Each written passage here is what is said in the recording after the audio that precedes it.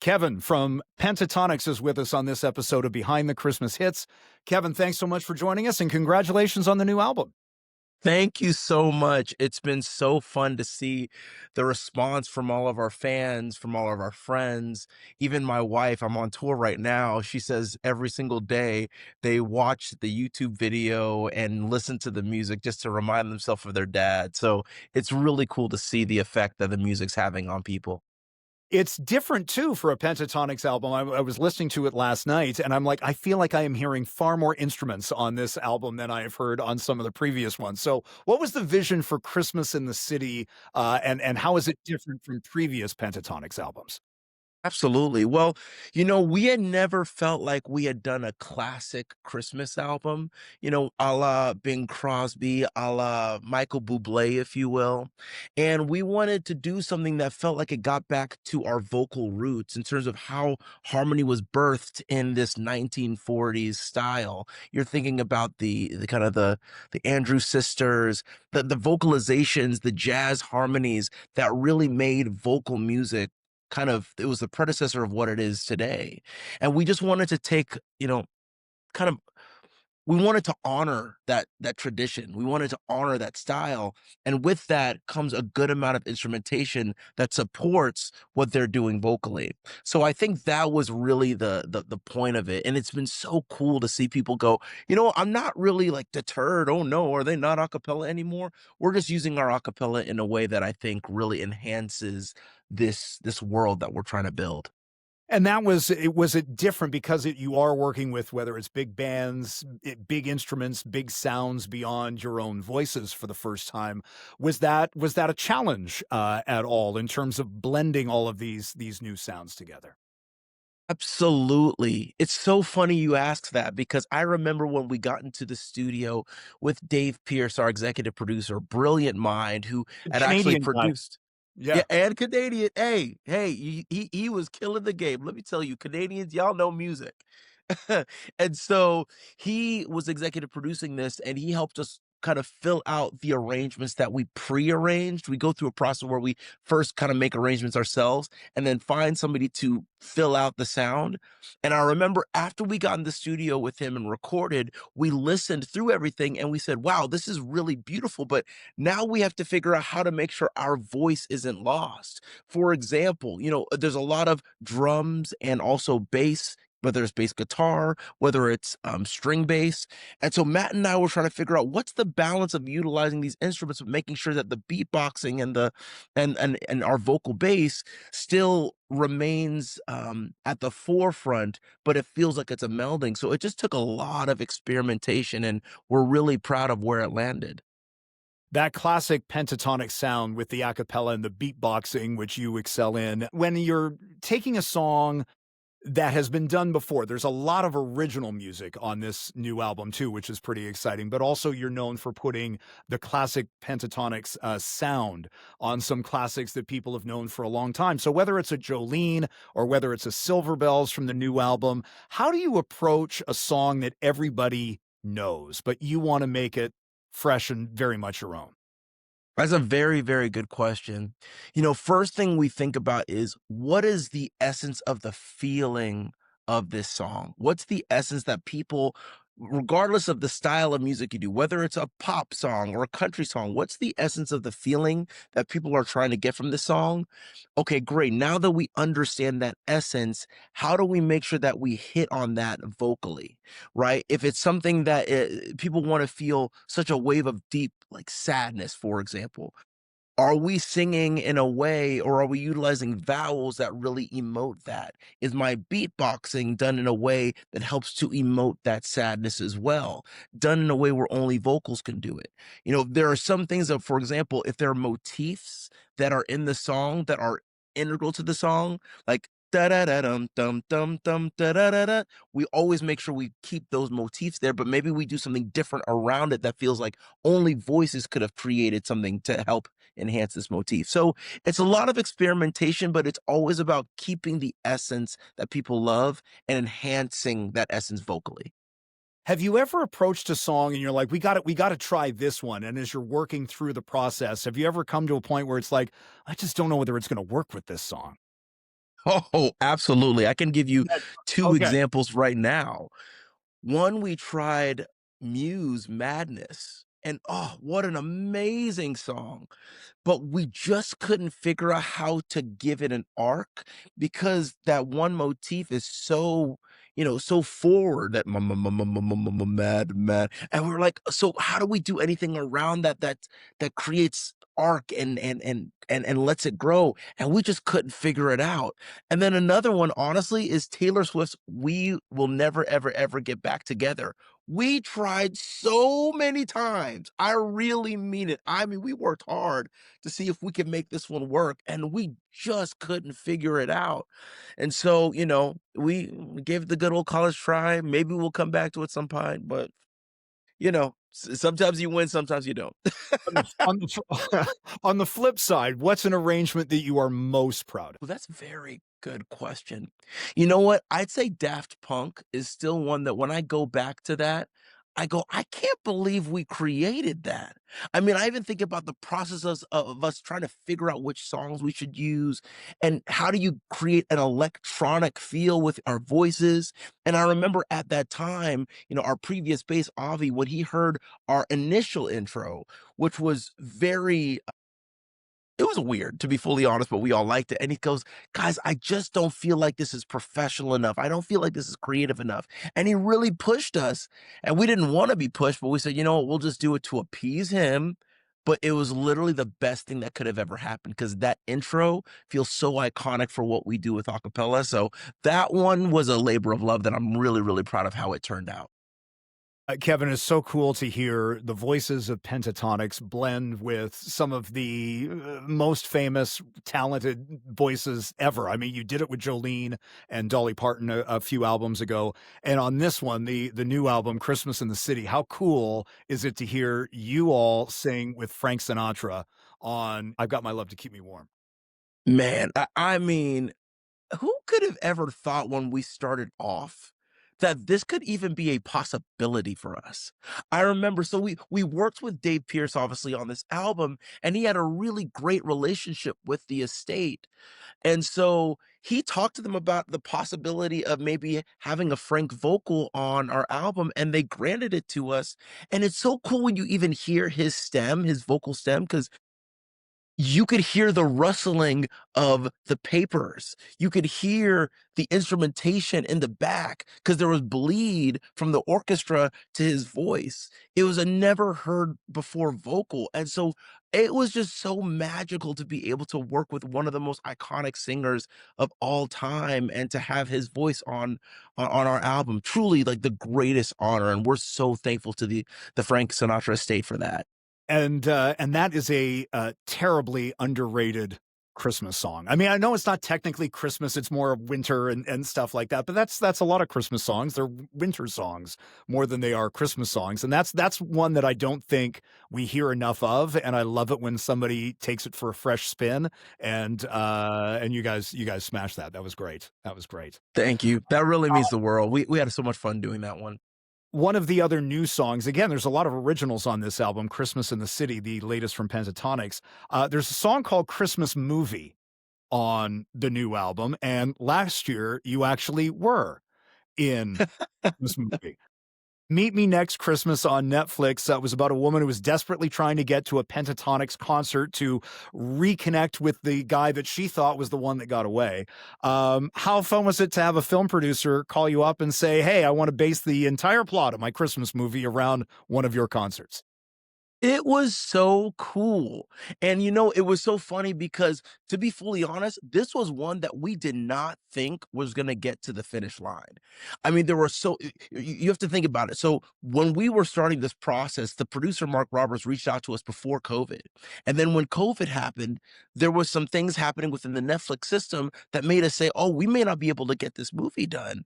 But then we had a show at the Hollywood Bowl in 2022 and he said, "You know what? I'm gonna bring the whole Netflix crew to see what we do." And because they could see us in concert, they could really grasp what we do, and they greenlit the film, and that's how they're able to really, I think in this film, be able to make sure our personalities shine. I mean, you get to see us really in concert doing what we do, and it's all because they were able to see us and go, "Oh, we understand who they are." So we're just super appreciative of Netflix, and we had so much fun being in that movie. It was such a good time. Well, the Pentatonix concert experience, I mean, it's pretty much an annual tradition now. You're always, I mean, you do other tours, of course, but the Christmas tour is an annual thing. What do you love most about performing in front of crowds at Christmas time? You know what? Obviously, I love to perform, but it really is the connection that we have with the fans and intimate moments that are really special to me. Like, let me give you an example.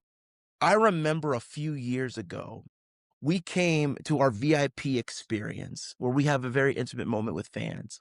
And there was a grandmother, a mother, a daughter, and a great granddaughter, all who came and said, "This is the only type of music that we all agree on and connects us all together." I mean, those are generations all saying that we love this music. And that touched my heart. How rare is that in this day and age to have an experience like that? They can all go to the same concert and all be hooping and hollering and enjoying themselves from all these different decades and being able to bring themselves together. So I'm appreciative of those moments. Speaking of family, you've got two young kids. Your I daughter's do. four, your son is one. Did I get the ages That's right there? exactly four and a So, half and 1.5. Yes. you are in the thick of it. You are in the thick of it. I can imagine Christmas is pretty thrilling for your 4.5-year-old daughter. Son might be still a little early for some of this, but give us an idea of what Christmas morning is like around your house. My gosh, it's so nice. I mean, my wife loves Christmas so much, and she really wants to curate the best experience. So I think to be able to just let them know that there are presents under the tree, I mean, she screams every single time, going, "Oh my gosh, there's presents!" And she gets down there, she wants to open everything. We have a really beautiful breakfast, and my family, my mom, my dad, and my brother and sister, they live close to me now. And so we also do something all together as a family as well. It's just amazing. It truly, truly is a fun time. Music do you have playing in your house at Christmas time? I mean, be on your own, but I who? mean, some of ours. I'll be Yeah, honest. you should. You I like. should. I'm a fan of our music. I can't. It's not even like I just really like it, and it's so funny. Scott, my bandmate, said, if I wasn't even in this band, like I would listen to this all the time. I'm such a fan. And I just like I fully agree. We also have the classics too, but yeah, I really do love playing our music. There's no shame in that. Michael Bublé, we talked to last year for this show, and he's like, "I crank up my album every single year, just like everybody else." He loves Frank and Bing and everybody else, but Michael Bublé listens to Michael Bublé too. So that makes sense. It's great stuff. Do you? 'Cause you're known beatboxing, cello boxing. Just curious, how much of that do you do around the house? I mean, You are ask you my just always? wife. Yeah. She's like, "Please stop." Like, I am just trying to focus on watching a nice TV show. I don't really wanna hear beatboxing in the background, my husband. I love you, but please stop. Yeah. I do it often, for sure. But you know what's so cool? It's great to see my kids be really enamored by what I'm doing. Or I'll say one of my kids, Kaya, it's like white noise to her. She's like, "Okay, I've heard this. Been there, done that. Thanks, Daddy. I'm going to keep moving on. I'm going to play with my dolls." But my son is so enamored by it. And every single morning, oh, this touches my heart. Every single morning. So I go into practice before everybody wakes up. And then I just hear this little knock and he just goes, "Cello, cello." And he comes in, plays with my cello while I'm practicing. He takes my bow, waves it around. It's just so funny, but he's so enamored by music, and that's just such a cool thing to see. I love that. I love that. And just, son mimicking dad or, daughter mimicking dad or whatever. It's just cool Mhm. when they start to pick up on the things you do and they want to give it a try themselves. I can just imagine your wife then if she's telling you to stop, if she winds up with 3 beatboxers in the house. Fully, fully, fully. gonna be difficult for her to watch anything in peace, in a year or two's time. When you first started to kind of blend beatboxing and cello and stuff like that, I've heard you comment you were a little, I don't know whether shy is the right word to do it, but worried that people would kind of take it a wrong, almost the wrong way, that you were being like disrespectful to one form of the music or another, but this is just like an authentic expression of you. That's exactly it. Yeah, I was in China, funny enough, of all places, studying Chinese, and one of my teachers said, "你有没有想过把拉大提琴和表演口技融合在一起?" Which in Mandarin Chinese means, "Have you ever thought about taking cello and beatboxing and combining the two?" And honestly, I was nervous that I was gonna get judgment from the classical community because this is such a timeless tradition, right? That has hundreds of years of a certain type of pedagogy. And to tarnish it with beatboxing, to me, I didn't know if it was going to be a huge no no.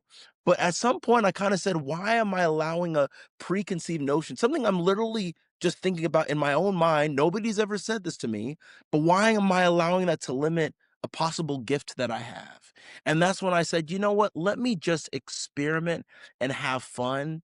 And it was cool to see the reaction, even from that first performance I did in China, where I had some of my students just go, "Oh my gosh, I've never seen anything." And then I remember one professor said, "Hey, 你是不是一个龟呢?"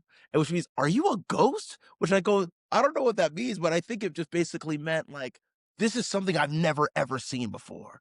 So it was just so cool to get that reaction and really helped me to say, you know what? I'm going to continue working on this authentic expression. When you can do something in music that people feel like they've never heard before, I mean, that is pretty unique, but that's Pentatonix, like, doing unique things. There aren't a lot of other artists that you can look to and say, "I'm going to model." We're an a cappella group, and the a cappella super successful, a cappella group that we're gonna follow is there aren't many. Like, it's the Manhattan Transfer in terms of commercial success. There aren't many. Pentatonix has always followed their own path, which is so super cool. And you have to be the most successful group that ever came out of one of the US singing competition shows. The Sing Off was the one Well, that you guys were on. But I can't think of another group that's come out of whether it's Idol or The Voice or anything else. I mean, there have been solo stars, but I can't think of another group that has come out of any of these shows that's had the kind of career that the Pentatonix has had. Congratulations. well, I mean, first and foremost, thank you so much. It's such an honor to think that we could cement our own place in history like that. And I have to give credit to so many factors that I feel like had they not been there, I don't think the success would have been possible. I mean, first and foremost, like you said, the sing off came about in a time where I think vocal harmony and singing was kind of in the zeitgeist. You think of Pitch Perfect was coming out during that time. You think about Glee, which was massive around that time. So singing and group singing was kind of in the zeitgeist. And then also, YouTube was in its early stages. And when something went viral, it really, really was significant at that time. So for us to utilize YouTube to gain our own fan base and to really do something in a way that I think people could authentically connect to us, and it wasn't through a label, it wasn't through anything except for us just uploading something on YouTube and connecting with people, I think if none of those things had happened, I don't know if we'd have the success that we had today. Well, you continue to connect. Kevin Olusola from Pentatonix. The brand new album is Christmas in the City. Just before we let you go, you have a favorite song on the album? Mine is Santa Be Good to My Baby. Oh my gosh. It's just like the perfect Christmas pop song. And we really wanted to hone in on that trio harmony, Andrew Sisters type vibe. And I think they nailed it. And we worked with some amazing songwriters, Mark Lowe, Gian Stone. I mean, he's worked with everybody. So to have kind of their stamp and their songwriting prowess on that song, I think really elevated what we do. And so I'm so grateful this album's out. I'm grateful to have this conversation with you.